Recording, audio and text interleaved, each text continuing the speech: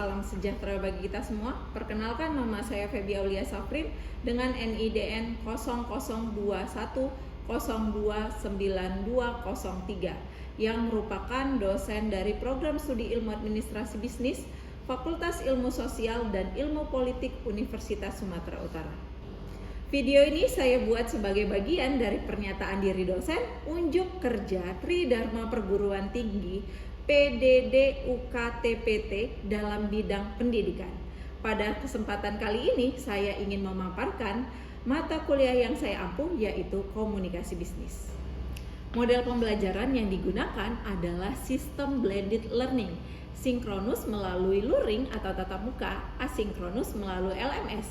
Adapun materi perkuliahan antara lain pengantar, komunikasi bisnis, komunikasi yang efektif, komunikasi verbal, komunikasi nonverbal, etika dalam komunikasi, komunikasi antar budaya, komunikasi tertulis dalam bisnis, komunikasi dalam negosiasi bisnis, komunikasi organisasi, strategi komunikasi dalam menghadapi krisis, komunikasi pemasaran, komunikasi dan manajemen konflik, komunikasi digital, tren dan masa depan komunikasi bisnis. Adapun capaian pembelajaran mata kuliah ini adalah yang pertama, mahasiswa mampu menjelaskan konsep, fungsi, proses, dan ruang lingkup komunikasi bisnis dalam kegiatan organisasi dan lingkungan bisnis. Yang kedua, mahasiswa mampu menganalisis unsur, bentuk, pola, saluran, hambatan, dan efektivitas komunikasi bisnis dalam berbagai situasi organisasi. Yang ketiga, mahasiswa mampu menerapkan strategi komunikasi yang tepat untuk memasarkan produk, mengelola krisis, dan menghadapi tren komunikasi masa depan. Adapun metode pengajaran yang saya gunakan adalah pembelajaran berbasis DIA, Delivery, Interaction, dan juga Assessment. Yang pertama adalah Delivery, yaitu penyampaian materi kuliah melalui ceramah. Yang kedua adalah Interaction, yaitu melalui diskusi dan tanya jawab di kelas untuk memperdalam materi yang sudah dijelaskan. Dan yang ketiga adalah assessment, evaluasi pemahaman mahasiswa melalui penugasan, kuis maupun UTS dan juga UAS. Demikian penjelasan untuk mata kuliah komunikasi bisnis yang saya ajar. Berikut video pembelajaran saya dalam kelas. Oke, assalamualaikum warahmatullahi wabarakatuh. Waalaikumsalam. Gimana kabarnya, sehat kan? Sehat. Alhamdulillah. Nah, seperti biasa setiap hari Rabu kita kembali ke mata kuliah kita, yaitu komunikasi bisnis.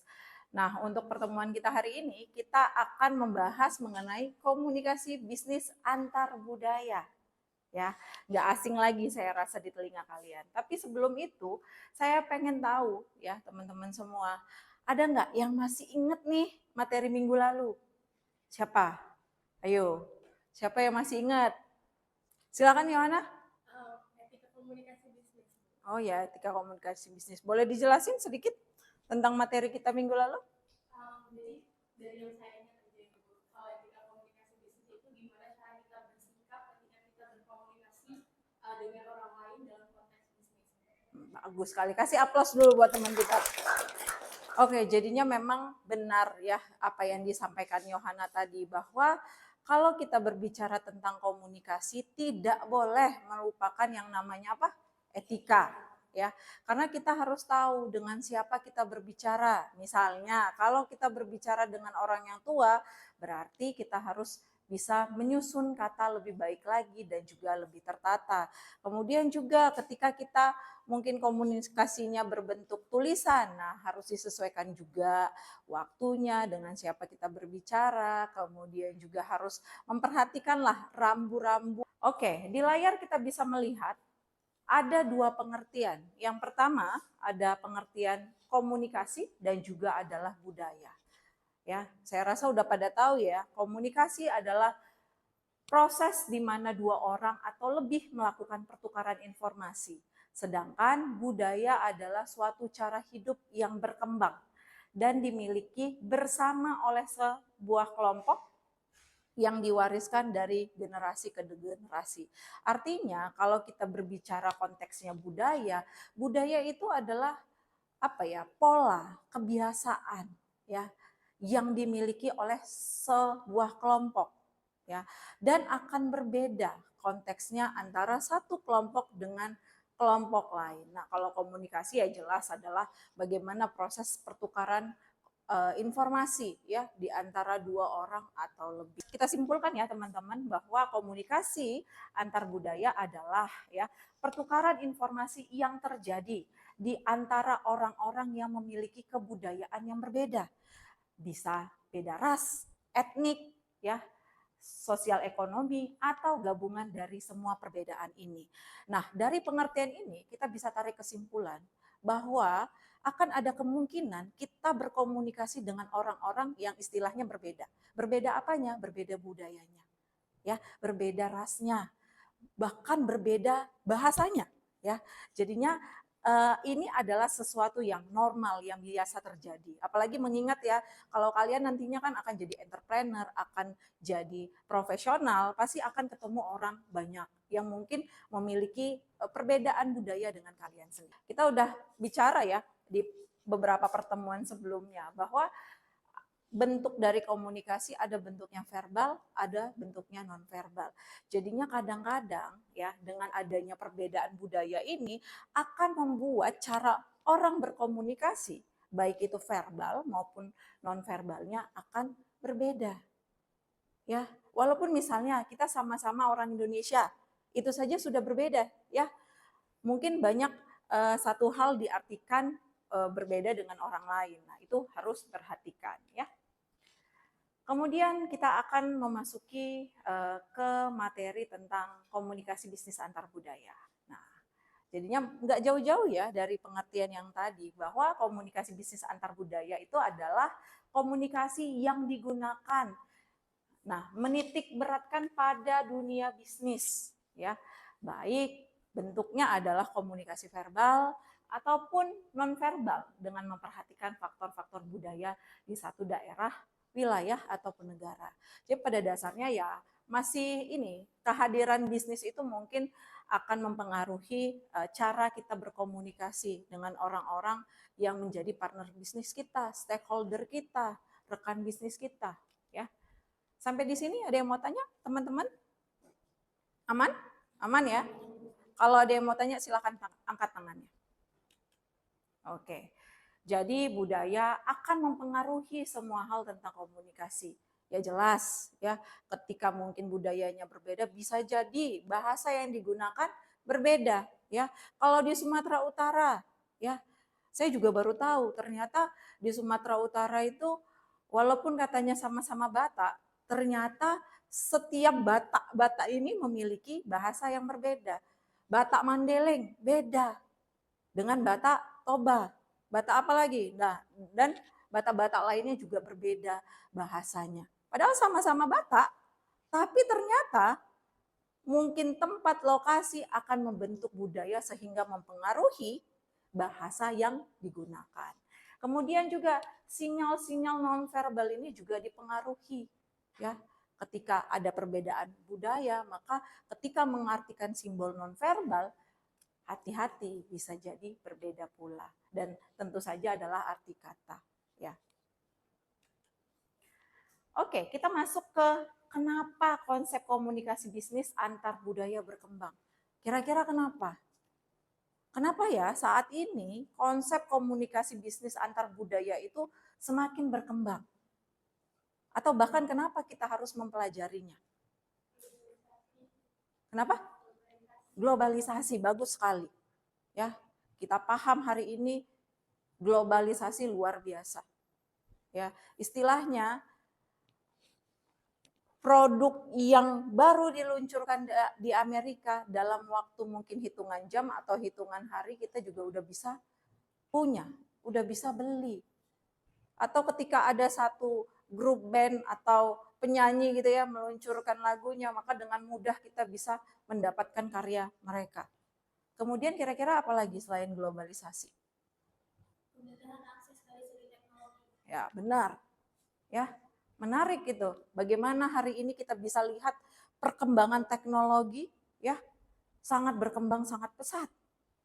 Bahkan saya yakin ya nggak ada kayaknya teman-teman yang nggak punya handphone kan?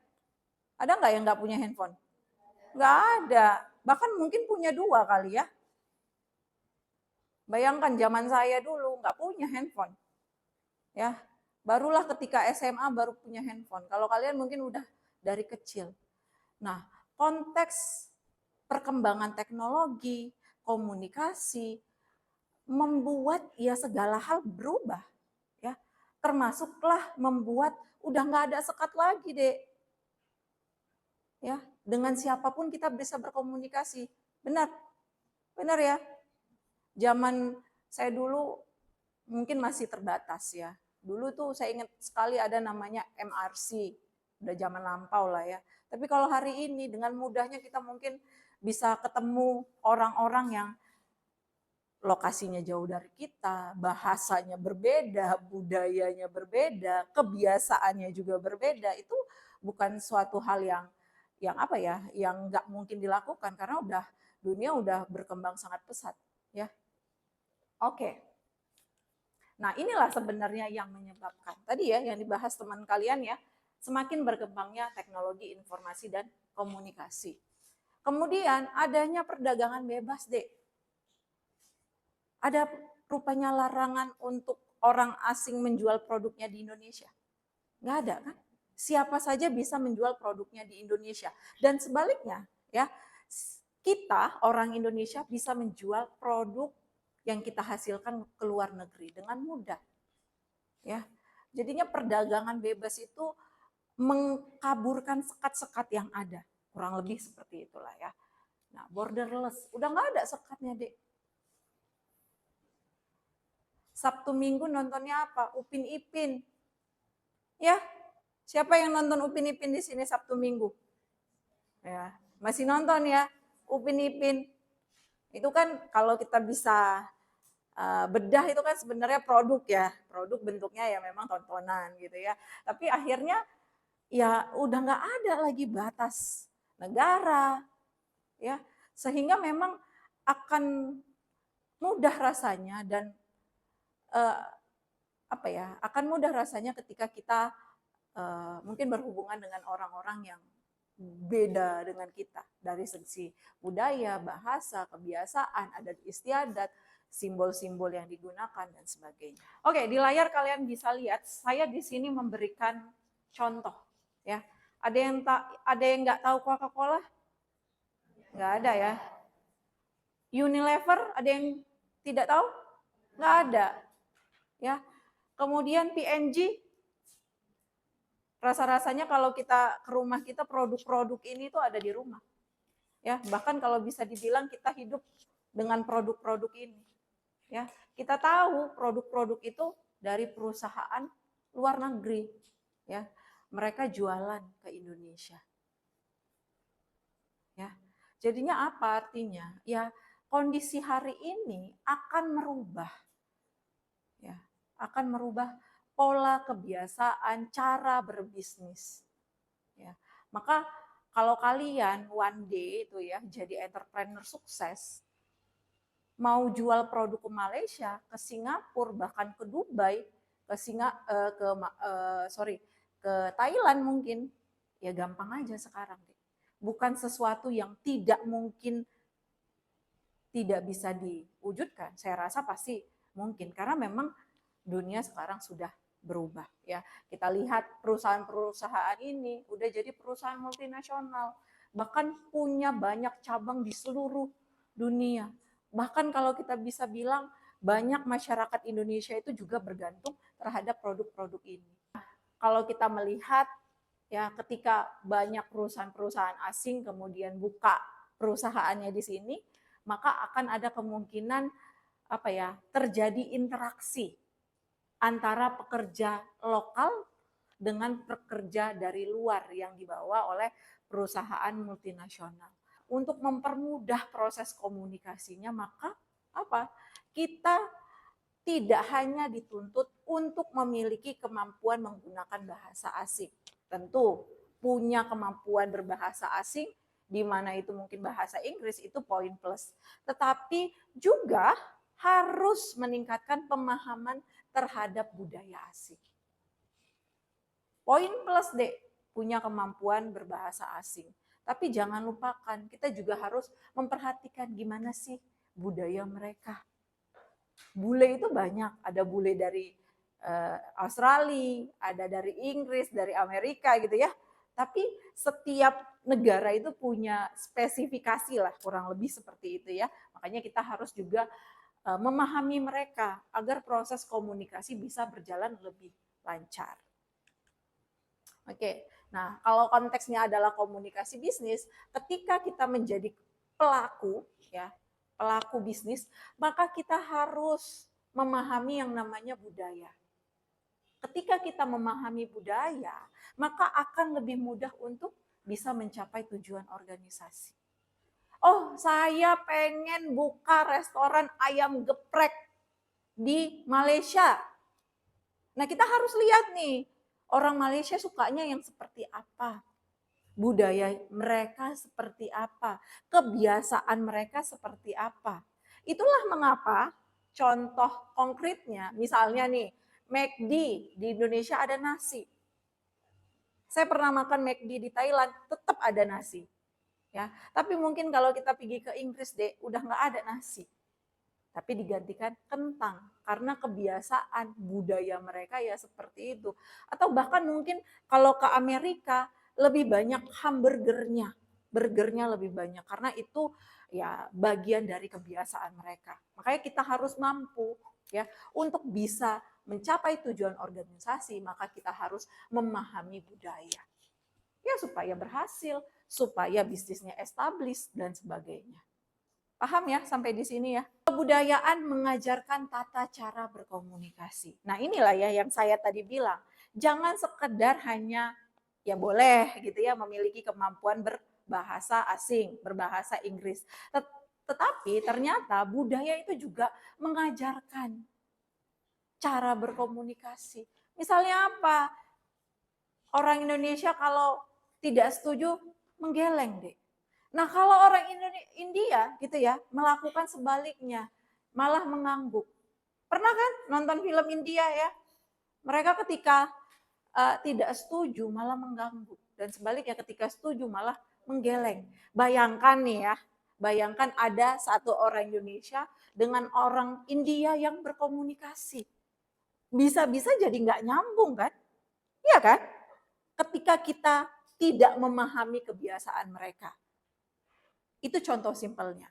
Atau saya ingat ada satu hari di mana Perdana Menteri dari Jepang tuh mampir ke Indonesia. Ketemu waktu itu presidennya masih Presiden Jokowi. Ya. Nah, yang menarik apa? Bukan karena kunjungannya, tetapi cara mereka berkomunikasi pertama kali ketika ketemu. Ya, biasanya dek orang Jepang itu kalau memberi salam tuh gimana?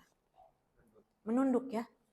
Kalau orang Indonesia salaman, shake hand gitu ya. Nah, yang terjadi adalah ketika Perdana Menteri Jepang datang ke Indonesia, karena dia merasa dia harus menghargai presiden kita saat itu Pak Jokowi, apa yang dia lakukan? Dia shake hand, mau mengulurkan tangannya untuk ya menjabat tangan lah, kurang lebih seperti itu. Tapi sebaliknya, Pak Jokowi waktu itu karena tahu ya cara menghargai orang Jepang itu dengan cara menundukkan badan, dia melakukan tundukan badan. Nah, itu menarik melihat cara-cara berkomunikasi seperti itu. Ya, jadinya jangan hanya fokus terhadap bahasa yang digunakan, tapi kita juga harus melihat gimana sih kebiasaan budaya di tempat tersebut, karena itu akan mempengaruhi cara seseorang berkomunikasi. Oke. Nah, konsep komunikasi bisnis lintas budaya ini, apalagi kalian calon entrepreneur ya, wajib untuk ketahui.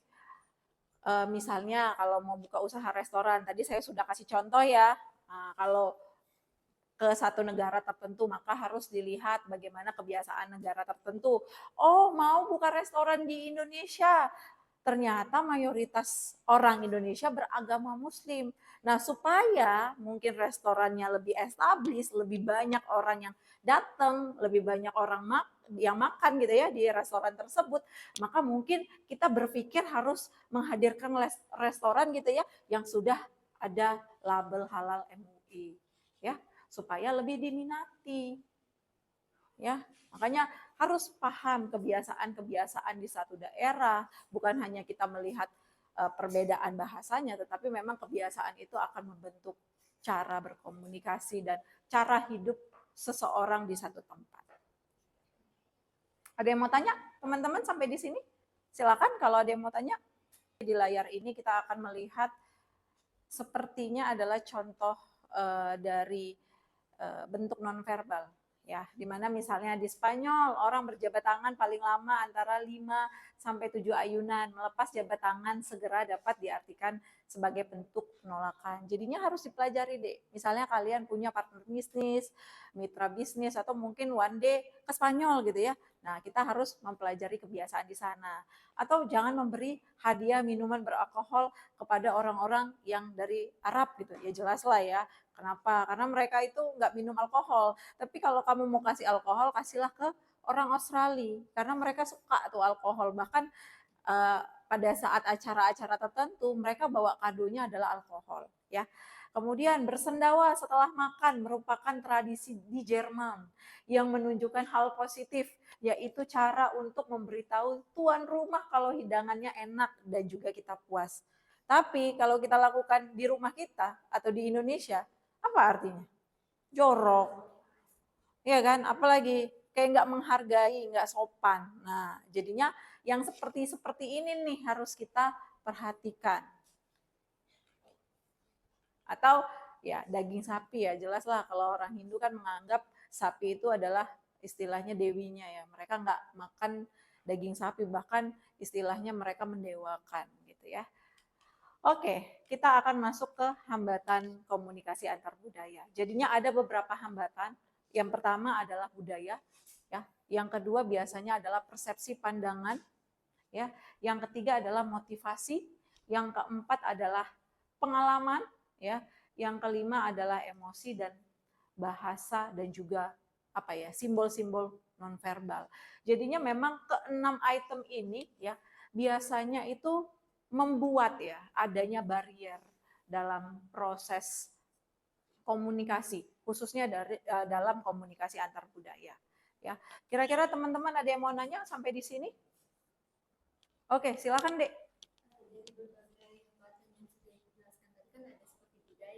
Persepsi, motivasi, pengalaman, emosi, bahasa. Nah, saya mau nanya, hambatan mana sih yang paling sulit untuk diatasi dalam dunia bisnis ini dan mengapa hambatan itu sulit untuk diatasi? Oke, nah menarik ya membahas tadi pertanyaan dari Putri ya mengenai sebenarnya dari keenam item ini mana sih yang paling mempengaruhi ya atau mana hambatan yang paling besar mempengaruhi mungkin terjadinya clash atau misunderstanding dari proses komunikasi ya tentu saja sebenarnya adalah bahasa ya. Sebenarnya bahasa itu memang ya ginilah simpelnya gini. Apa kalian tahu gitu ya orang pengennya apa atau maunya apa kalau kalian tidak bisa memahami bahasanya pasti akan sulit. Kalau misalnya nonverbal mungkin masih bisa diusahakan atau dipelajari ya. Tapi memang sebaiknya kalau memang target kalian adalah mungkin pengen pindah ke luar negeri, mungkin pengen punya usaha di luar negeri, paling tidak harus kita paham bahasa lokal gitu. Atau paling tidak ya bahasa Inggris itu harus dipegang gitu ya, harus bisa. Karena ya itulah cara kita untuk bisa berkomunikasi. Sampai kapan gitu loh. Berkomunikasinya itu mungkin pakai kalkulator, pakai Google Translate. Capek juga ya, apalagi kalau kita mungkin lama di negara tersebut. Makanya ya memang mau nggak mau, suka nggak suka, ya hambatan juga harus. Hambatan khususnya di bidang bahasa ini harus diperhatikan. Biar miskomunikasi tidak terjadi terus-menerus atau bahkan bisa mengakibatkan misunderstanding. Oke, untuk pertemuan hari ini saya punya tugas untuk kalian. Saya akan meminta kalian gitu ya untuk mewawancarai seseorang dari daerah atau negara lain untuk memahami pola komunikasi, nilai, dan hambatan yang mereka hadapi. Tugasnya diketik di Microsoft Word, kemudian upload di Google Classroom. Ya, sudah ada kan linknya semua ya? Sudah, Bu. Oke, mungkin itu saja yang bisa saya sampaikan di pertemuan hari ini. Mudah-mudahan bisa membawa manfaat kepada kita dan jangan lupa ya teman-teman untuk persiapkan materi kita minggu depan. Ya, bisa? Bisa, Bu. Oke, demikianlah pertemuan kita hari ini. Mudah-mudahan teman-teman bisa mengambil manfaat dan bisa diaplikasikan di dunia kerja kelak nantinya. Saya akhiri dengan wabillahi taufiq wal hidayah. Wassalamualaikum warahmatullahi wabarakatuh. Waalaikumsalam.